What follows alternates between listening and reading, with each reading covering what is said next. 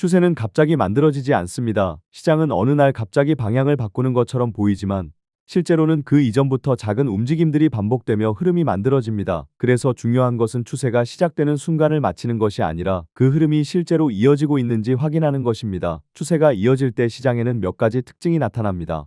첫 번째는 조정의 깊이입니다. 상승 추세에서는 가격이 잠시 내려오더라도 이전 저점을 쉽게 깨지 않습니다. 하락 추세에서도 마찬가지입니다. 반등이 나오더라도 이전 고점을 넘지 못하는 경우가 많습니다. 이렇게 고점과 저점이 일정한 방향으로 정렬되기 시작하면 시장은 점점 한쪽 방향으로 힘을 모으기 시작합니다. 이것이 바로 추세의 구조가 만들어지는 과정입니다.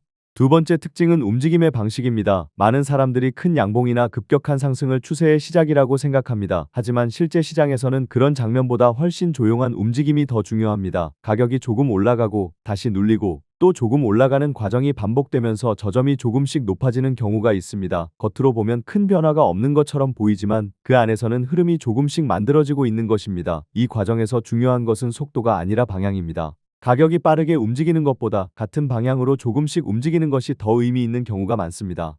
세 번째 특징은 거래의 반복성입니다. 큰 자금은 보통 한 번에 시장에 들어오지 않습니다. 한 번에 움직이면 가격이 크게 튀어버리기 때문입니다. 그래서 자금은 여러 번 나누어 시장에 들어오는 경우가 많습니다. 비슷한 시간대에 비슷한 규모의 거래가 계속 반복된다면 그 안에는 일정한 의도가 숨어 있을 가능성이 있습니다. 차트에서는 이런 움직임이 아주 미묘하게 나타납니다. 폭발적인 거래량이 아니더라도 가격이 쉽게 밀리지 않고 같은 구간에서 반복적으로 반응하는 모습이 보이기도 합니다. 그래서 시장을 볼 때는 한 번의 강한 움직임보다 반복되는 작은 움직임을 보는 것이 더 중요합니다.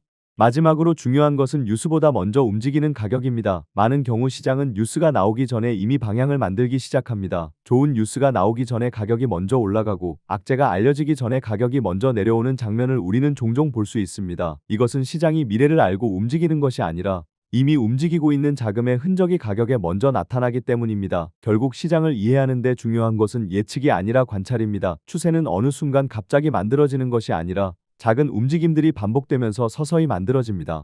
그래서 시장을 볼 때는 단 한 번의 강한 움직임보다 같은 방향으로 반복되는 흐름을 보는 것이 훨씬 중요합니다.